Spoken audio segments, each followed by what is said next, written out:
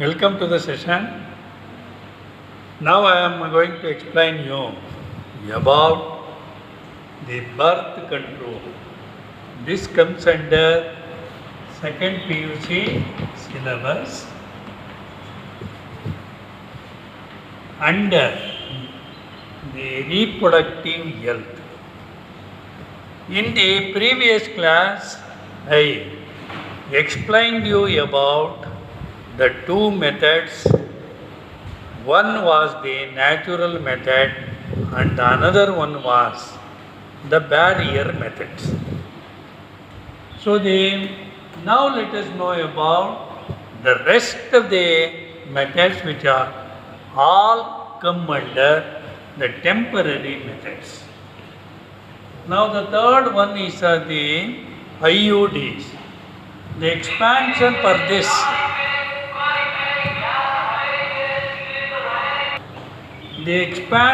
IUDs is intrauterine device. The IUDs are small flexible objects made out of plastic or stainless steel or copper like that. They are introduced into what? The uterus by passing through the vagina and the cervix by a medical man when it is to be used. Whenever the parents or the couples want to postpone the period of pregnancy and also for spacing the children, that is a gap between the first and the second kid, that is called spacing of the children, then they can go for these IUDs, intrauterine devices. These IUDs are of three types based upon the nature of their function. One is non-medicated IUDs. These are simply called as the objects or the devices which prevent what? The pregnancy by phagocytosis. That means it induces the phagocytic cells to destroy the sperms by ingesting them. So the ingestion of the solid particle is called phagocytosis. That means these are helpful in destroying the sperms by means of phagocytosis. So there are the two examples for this one, the lipase and none, the loop like this. These are the two examples for non-medicated IUDs. The second one is the copper releasing IUDs. The term itself indicates that these devices are made out of copper. As a result of this, these IUDs release what? Copper ions. These copper ions suppress the sperm motility. As a result of it, the sperms may fail to reach what? The egg, preventing the fertilization. Or the fertilizing capacity of the sperm itself is suppressed as the motility of the sperm is suppressed. So the sperms are highly motile, remember. Whenever they enter into the uterus, they go into the fallopian tube. As they are highly motile, they move and ultimately fertilize the egg.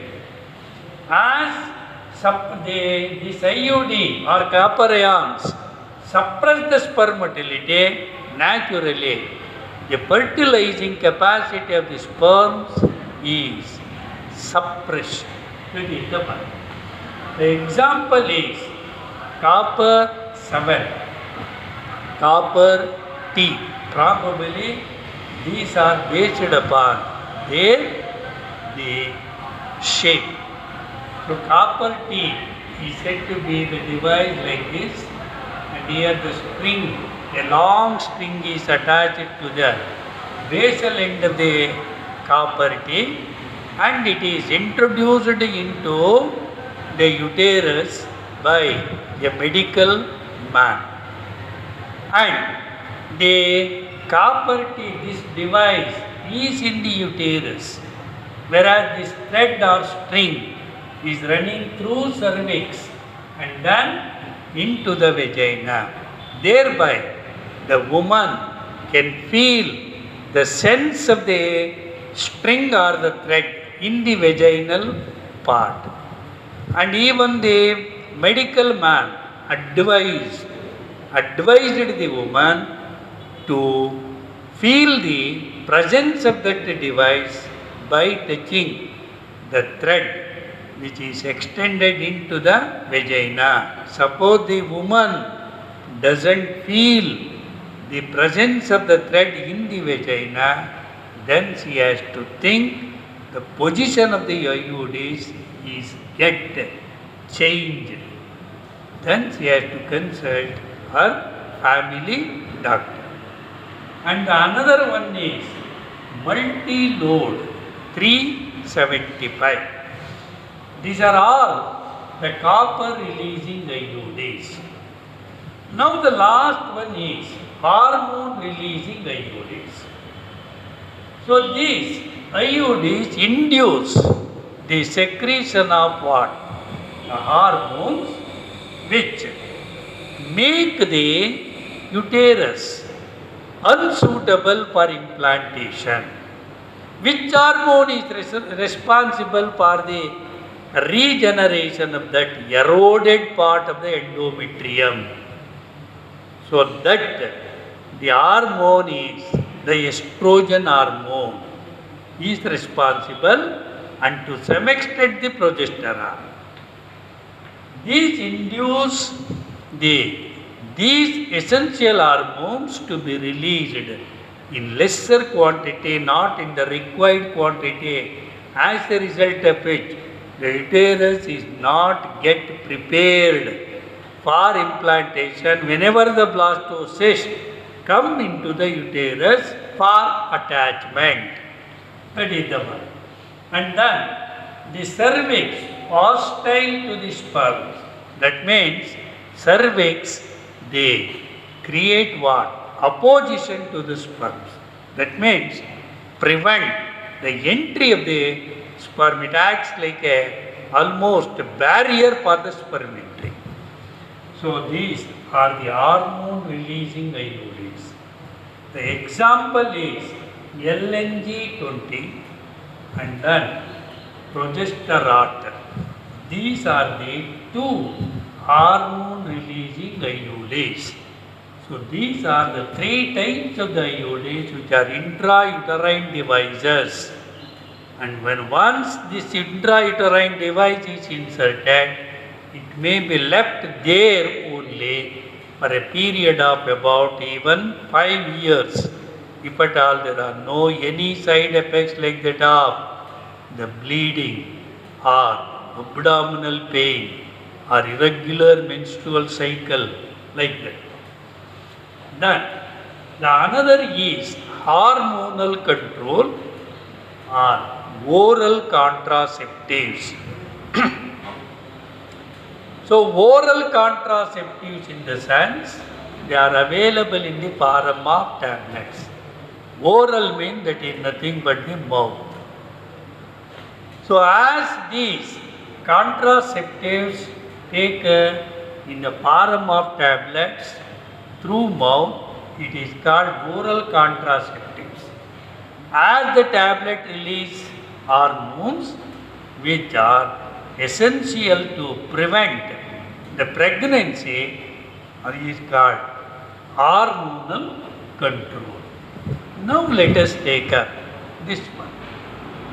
The most familiar oral contraceptives which are widely available are the one mala D and the mala N like that. So these tablets should be taken by woman. From where? From 5th day to 25th day after menstrual cycle. So in each menstrual cycle, right from 5th day to 25th day of the menstrual cycle, she has to take one tablet before going to bed. What the tablet prevents? The tablet prevents particularly ovulation and even implantation or fertilization like that.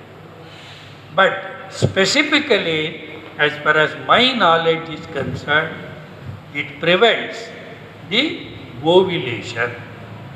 This is because of the fact that the oral contraceptive contain synthetic progesterone and estrogen hormone. Thereby these two hormones level in the blood is increased. So these increased level of the hormones, they induce the anterior pituitary gland. Anterior part of the pituitary gland secretes what? LH and FSH. LH necessary for ovulation, FSH necessary for follicular formation, that is Graafian follicle. The increased estrogen and progesterone hormone prevent or reduces the required amount of these two hormones, LH and FSH, from secreting in the anterior pituitary lobe. As a result of which, no sufficient LH and FSH hormones are secreted. As a result, there is no ovulation at all. Now, it has very, very lesser what? Least side effects. But the thing is, the woman has to take continuously in each menstrual cycle. One. And there is another one by name, unwanted 72.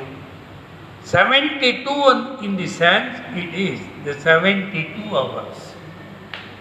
Suppose in the rape case or in the unprotected coitus, and the couples do not want that the pregnancy, then the woman should take the tablet within 72 hours of the coitus.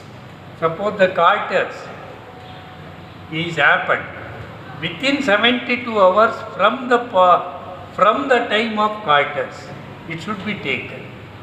Thereby, it prevents the developmental, the proceedings of that, the fertilized egg, if at all it is happened. Within 72 hours it is effective, not after that. That's why it is named as what? It is termed as 72 hours. Unwanted, that means the pregnancy what may happen in the future is not opted by the couple or by the victim lady. Thereby it is called unwanted 72. Now, very recently, the Central Drug Research Institute found in Lucknow of Uttar Pradesh developed a tablet by name Saheli tablet. It is not still popularized as like that of the oral contraceptives like Mala D, Mala N like that. But still, it is in practice. So there is no need to take of nearly the 21 tablet as like that of the Mala D or Mala N like that. Here, only one tablet is the enough per week, and it is non-hormonal and non-steroidal. Whenever it is non-hormonal and non-steroidal, naturally the side effects are absolutely nil, or even if at all there are any side effects, they are negligible. But remember, it has more contraceptive value than that of the tablets. And of course, this is also a oral contraceptive, but better when compared to these two tablets, Mala D, Mala N, like that. Then, the contraceptives are also available in the form of injections. So, the injection should be given below the skin, that is subcutaneous. And these injections contain what? Synthetic estrogen and progesterone, thereby prevents particularly the ovulation. And it is long lasting, but not well practiced or well popularized. The another one is implant. Here implant means it is available in the form of capsules, that is in the form of the mat sticks like this. This is the implant capsule. These capsules should be placed just below the skin. That means it requires what? Minor surgery. The capsule is to be placed below the skin by minor surgery, and the capsule is just like that of the matchstick. What it does, it slowly releases the estrogen and progesterone hormone or into the blood, thereby prevent what? Ovulation. If at all this implant is done, it may prevent the ovulation for a period of about 5 years. But the thing is, as it requires the minor surgery, naturally no the man or woman come forward to have this one. And of course, this is to be applied only to the woman, not to the man. So these are all what? Up to 6, all are the contraceptive devices which come under the temporary methods. In the beginning itself, I told you that the temporary methods can be withdrawn at any time whenever the couples want to have the child, or whenever the woman wants to become pregnant. But no device up to 7 is 100% safe. No temporary contraceptive is 100% safe. We can say someone is said to be the 90% safer, and someone is 95, and someone is 99.99 like that, but not 100%. So, but the one advantage is at any time these devices can be withdrawn and the couples may get the child. That is the temporary methods. Now, let us go for the permanent methods. The permanent methods are nothing but surgical methods. So, surgical sterilization of man or woman is supposed to be a permanent method. The sterilization includes 2, vasectomy and tubectomy. Remember, surgical methods means, or permanent methods means, surgical sterilization of man or woman. This surgical sterilization prevents what? Fertilization. Which group of couple can opt this one? Suppose the couples have already had 2 or 3 children and decided not to get any more child, then they can go for this method. So this surgical method prevent fertilization, remember, prevent the contact between the sperm and the egg, thereby prevent the formation of zygote. Now, what is this vasectomy? Vasectomy means surgical sterilization of man. Here in man, this is supposed to be a bag-like structure called what? Scrotum. In this bag, there is the sex organ by name testis. How many testes are there?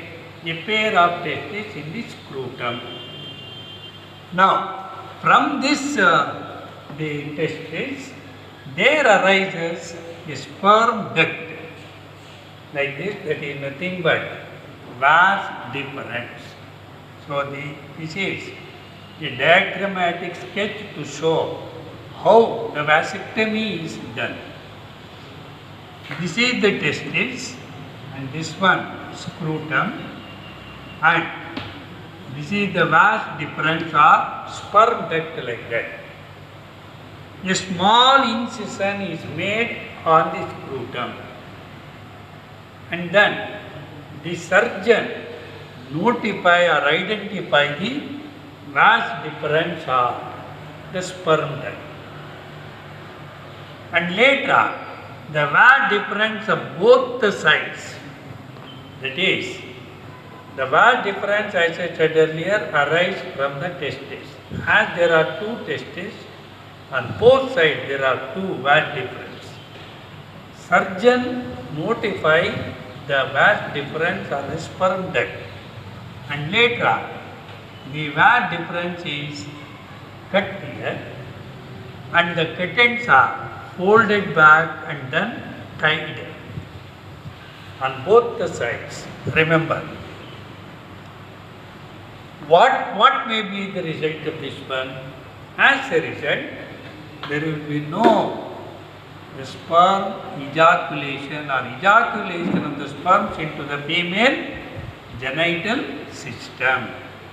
It does not interfere in the sex desire or the sexual activity of the individual, but it prevents what? The ejaculation of the sperms into the female genital system, as a result of which, even though the egg is ready in the woman body, and the sperms fail to enter into the female genital system, there will be no more what? Fertilization.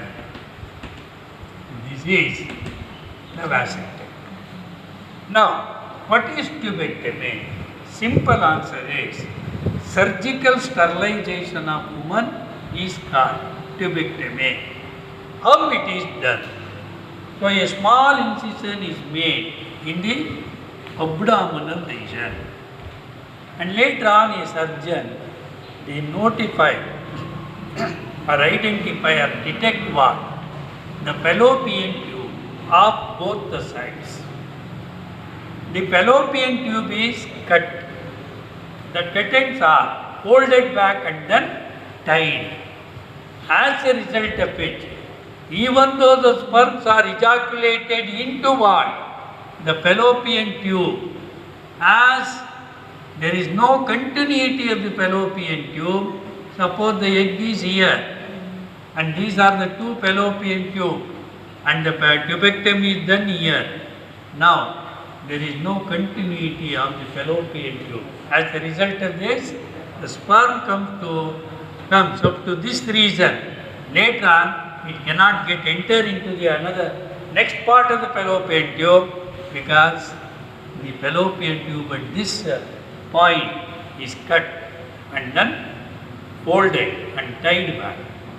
So, As a result of it, the sperms are get degenerated here itself. Thereby what is prevented? The fertilization is prevented, which is what is known as the tubectomy. Nowadays, of course, there is what is known as the laparoscopic operation. It is most simple when compared to that of the tubectomy. Majority of the women opt toward laparoscopic operation rather than tubectomy. If at all the woman is subjected to tubectomy, then she has to take the bed rest in the hospital itself for a period of about 3 to 5 days until the suture is removed, and then she has to go back. But in the laparoscopic operation, on the same day, whenever the laparoscopic operation is done, she can go back and engage in household activities. So hence it is more popularized when compared to that of tubectomy. So these are the surgical methods which are called as permanent methods. Suppose the permanent methods are done surgically, then is there any option to become the pregnant? If at all the children what they had, they met an accident or died on one or the other or due to one or the other factor, what can be done? Nowadays, even it is possible to rejoin the contents of the fallopian tube or the vast difference like that, and that is called recanalization technique.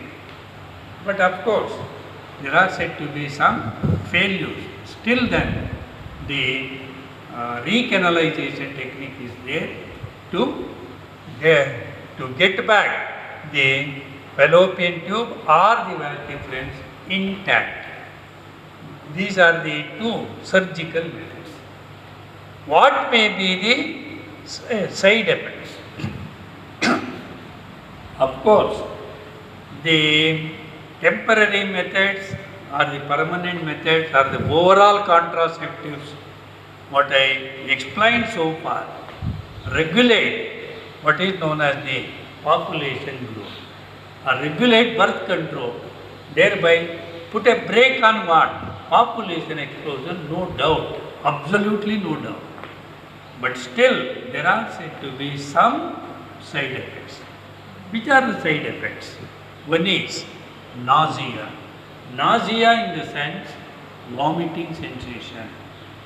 And then some women may feel what? The abdominal pain. Irregular menstrual cycle and irregular menstrual bleeding like that. And some women may get what? Weight, increase in the weight. So then there may be the possibility of even getting what? The breast cancer. If at all the contraceptives are used for long period of time. These are all some of the side effects. Still then, these contraceptives are widely used by the couples for the birth control or for spacing of the children like that. So with this, the contraceptive devices under human health is completed. In the next class, I will take up the another chapter. Thank you.